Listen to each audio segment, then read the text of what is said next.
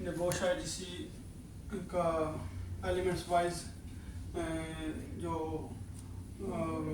Question है उनको solve करने की कोशिश करेंगे। एलिमेंट्स के एंड पे जो स्टडी क्वेश्चन आंसर दिए होते हैं तो हम सॉल्व करने की कोशिश करेंगे। तो पहला जो एलिमेंट्स 1 है, why we should manage health and safety at the work place, उसमें से जो क्वेश्चन नंबर 1 है वो ये है कि define the following. Define the following किसको डिफाइन करना है? नंबर 1 पे हेल्थ, 2 सेफ्टी, नंबर 3 पे वेलफेयर। इन 3 चीज को डिफाइन करना है। तो हेल्थ क्या है? द एब्सेंस ऑफ डिजीज और ill health.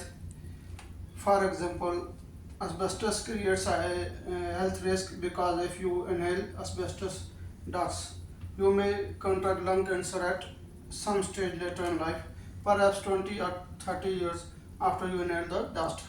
Health relates not only to physical ill health but also to psychological ill health.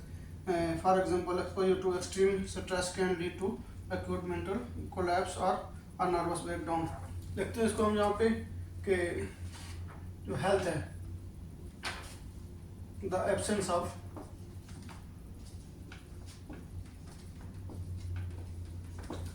Disease और इल हेल्थ।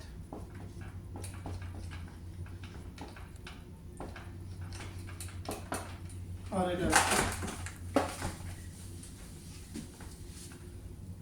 बीमारियों का न होना, ख़राब सेहत का ना होना, ये सेहत कंसिडर होता है, इसको हेल्थ कहते हैं। फॉर एग्जांपल, जैसे ये एलिमेंट 1 में एग्जांपल दिया गया है कि आप लोग एस्बेस्टस के साथ काम करते हैं, उसको यूज़ करते हैं साइड के आप लोग, तो उसका डस्ट आप लोग इनहेल कर लेते हैं। तो ये अगर बाद में लेटर ऑन ये आप लोगों के लंग कैंसर का बायस बन सकता है, यानी कि 20-30 साल बाद आप लोगों को ये लंग कैंसर का बायस बन सकता है। और for example,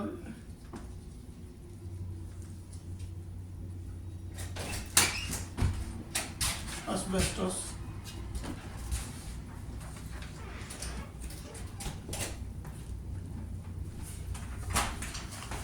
dust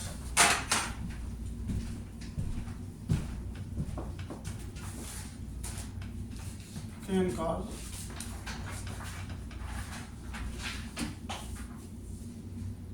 lung cancer.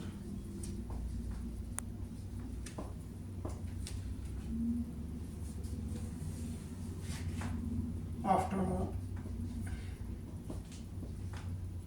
20 or 30 years period, 20 या 30 साल के बाद ये आप लोगों जैसे जैसे उम्र गुजरता जाएगा, आपकी लाइफ डलती, जो आपकी उम्र डलती जाएगी, उसके साथ में ये आप लोगों के लंग को इफेक्ट करेगा और आप लोगों को ये लंग कैंसर का बायस बन सकता है। After 20 or 30 years। ये जो आपका हेल्थ है, ये सिर्फ आपका not related only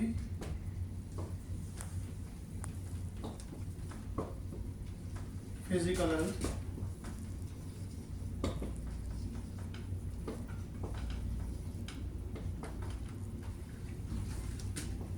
but also relates to psychological health।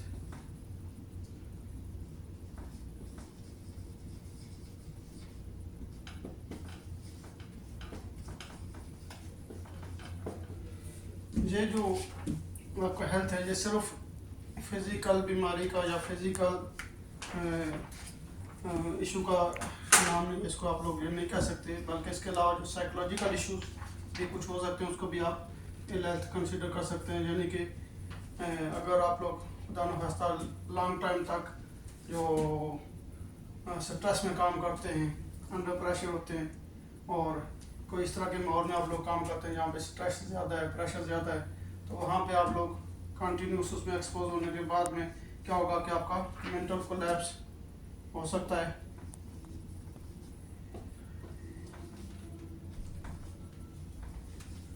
या फिर आपका नर्वस ब्रेकडाउन भी हो सकता है।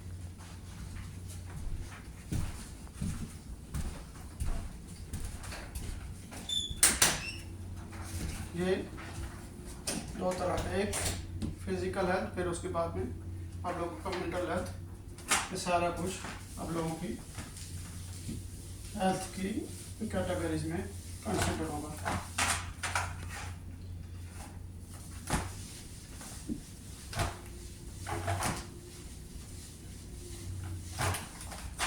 नंबर 2 पे सेफ्टी को कैसे डिफाइन करेंगे? The absence of risk of personal injury, absence of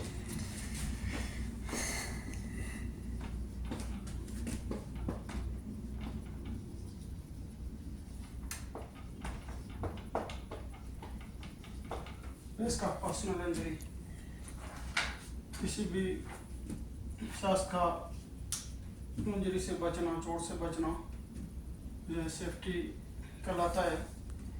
for example, अगर आप लोग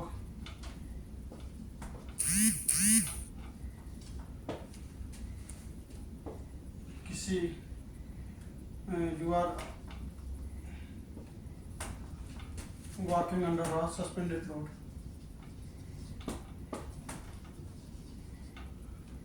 under a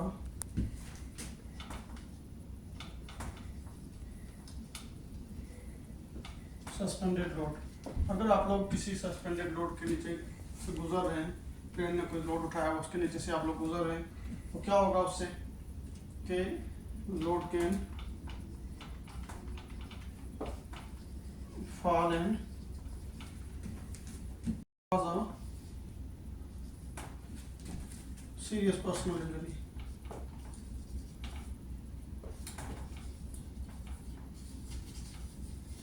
Serious personal injury or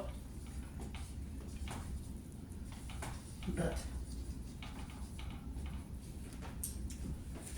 आप लोग क्रेन के सस्पेंडेड लोड के नीचे से अगर गुजर रहे हैं तो लोड गिर सकता है और आप लोगों को सीरियस इंजरी हो सकती है, चोट लग सकती है, या फिर इससे किसी की मौत भी वाक़ हो सकती है, डेथ हो सकती है। तो इस सस्पेंडेड लोड से दूर रहना, उस खतरे से दूर रहना और अपने आप को उससे महफूज रखना, ये सेफ्टी है। Staying away from the staying away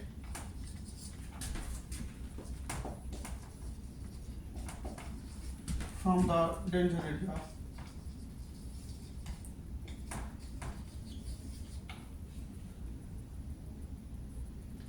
Results in safety.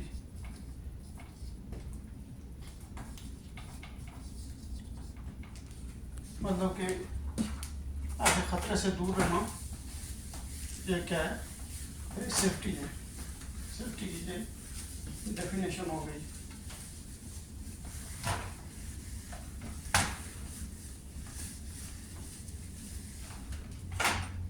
Number 3 पे वेलफेयर।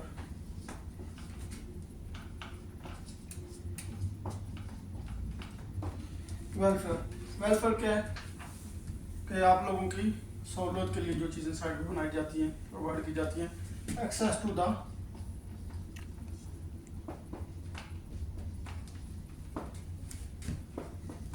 बेसिक फैसिलिटीज, जो आप लोग की ज़रूरत की बुनियादी ज़रूरत की चीज़ें हैं, उन तक एक्सेस आप लोगों की रसाई, ये वेलफेयर। मिसाल के तौर पे toilets, restroom, first aid room,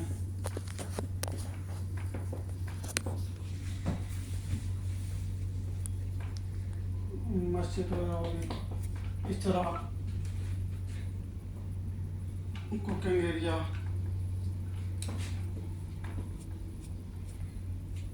ये चीज़ें आप लोगों की वेलफेयर फैसिलिटीज़ में कंसिडर होंगी। इसके अलावा ड्रिंकिंग वाटर,